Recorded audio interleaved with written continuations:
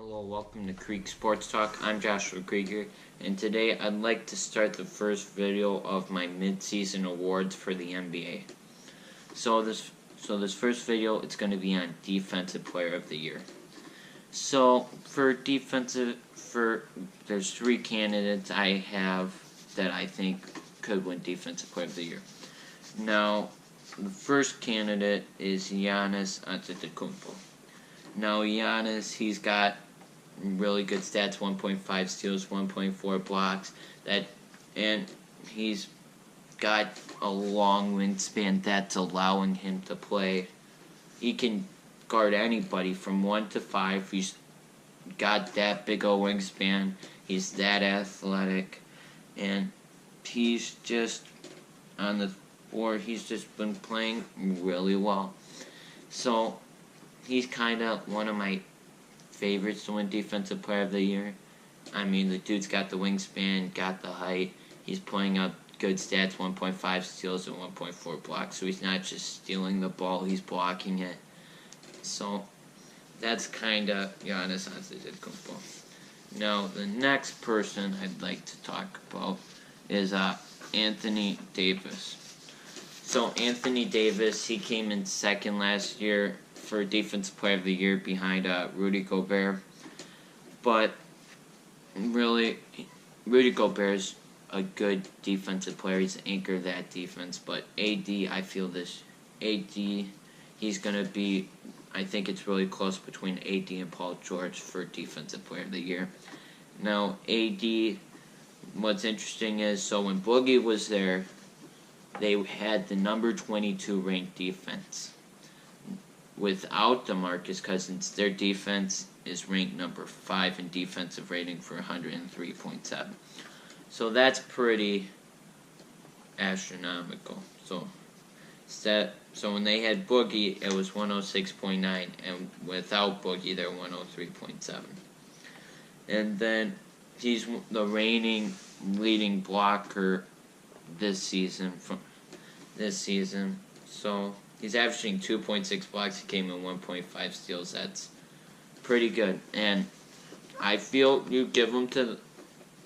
I've said this before. If AD goes to the Lakers and they keep Kyle Kuzma, watch out. Because if that happens, watch out for the Lakers. They match up with the Warriors better if they're going to pick their small ball lineup. Because Draymond Green can't guard AD. Draymond Green can't do that. I'd pick AD over Boogie. I realize AD's not always healthy, but Boogie isn't always healthy. LeBron over KD. KD's a good player, but LeBron's still better than him. Kyle Kuzma versus Klay Thompson. I'd pick Klay Thompson, but Kyle Kuzma's pretty darn close to Klay Thompson right now. So AD, because of his impact on that team, 2.6 blocks, 1.5 steals, he's one of those candidates that could be there. But here's the other candidate I'd like to talk about is Paul George. He's putting together a career year this season. But he's leading the NBA in steals, deflected passes, and loose balls. He's put together 114 steals this season, and next closest is his teammate Russell Westbrook, who's got 96 steals. So he's 18 steals ahead of everybody. He's leading in deflected balls, so he's not just letting balls go out of bounds. He's going for him. He's diving for him. He's playing tough. And he's most likely guarding the best offensive player.